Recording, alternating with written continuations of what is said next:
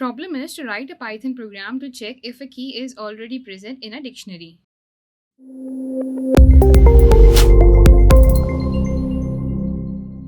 Hello everyone, a very warm welcome to WsCube Tech. My name is Ayushi Jain. In this video, we will learn how to write a program that will allow us to check if a key is present inside a dictionary or not.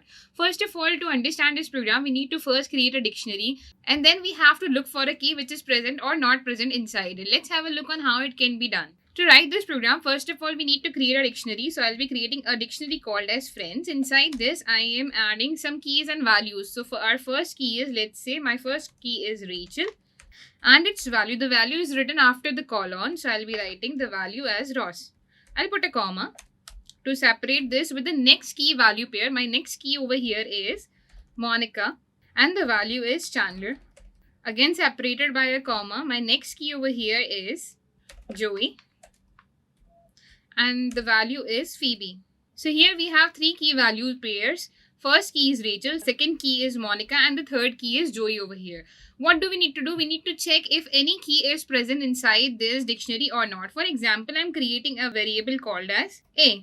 And inside A, I'm inserting Janice. Now, I want to check that the Janice word is present inside the keys of this dictionary or not. For that, I'll be giving a condition that if A in friends is the name of our dictionary, dot keys.